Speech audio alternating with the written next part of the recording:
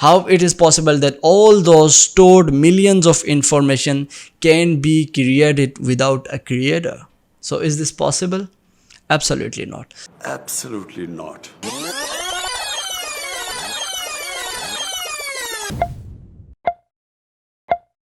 Hello guys, assalamu alaikum. This is Masood Ilahi and today I'm here with a new video, and that is human evolution.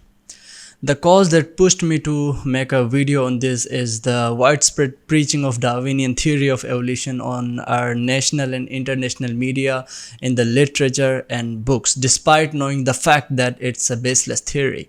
So today the concept of evolution is being circulated among us as a basis of atheism, because if you remove the concept of evolution from atheism, then nothing remains in it. Thus many of our kids are becoming atheists because they have little and limited knowledge about evolution. There's a well-known saying of a very prominent scientist, and that is Louis Pasteur. He says that little knowledge of science takes you away from God, however, greater knowledge of science will take you closer to God. So in today's video, I will ask a few logical and rational questions to the Darwinist and evolutionary biologist. So without further ado, let's begin. So my first question is that, how can something come from nothing? Is it possible logically or rationally? I mean, just think that there's an empty room and suddenly an organism pops up. So can you believe that it is a logical or rational statement? So my second question is that scientists call the DNA, deoxyribonucleic acid, a book of life containing millions and millions of information. So how it is possible that a book that contains millions and millions of information can be created itself? How it is possible that all those stored millions of information can be created without a creator? So is this possible? Absolutely not. Absolutely not. So my third question is that in today's world, to culture some cells, you need a superb, extraordinary, well-conditioned and a hygienic laboratory to culture that cells.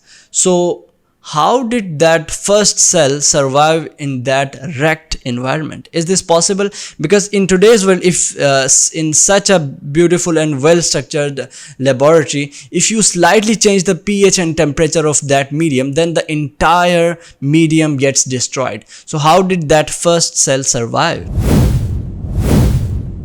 So now let's discuss the fourth question, and that is scientific method. I mean, in scientific method, you have to first observe something and then test it, and then you have to pass it through various tests and experiments.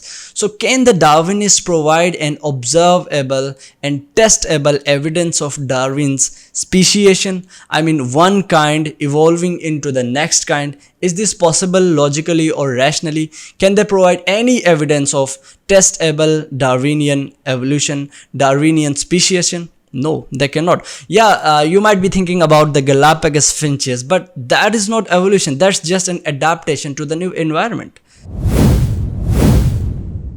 So let's move towards the fifth question, and that is there's a doctor. His name is Dr. Doug X. He has a PhD in molecular biology. He says that the chance for a single protein to become functional is 1/1 into 10 raised power 164 random combinations. I'm talking about a single protein, not an organism. So how can you believe that all these thousands and thousands of species came into existence just because of random mutations? Because if you believe in such statement, then it would be a mathematical error. So now let's discuss the last but not the least point, and that is fossil records. You might be seeing some bones over here. These are not the fossil bones, but these are the bones of humans. But people ask that why fossil records should not prove evolution. Let me explain that how fossil records cannot prove evolution. The first point is that fossil records is just an interpretation that things might have evolved from such and such. Point number two is that you can't track the fossil records to a single cell.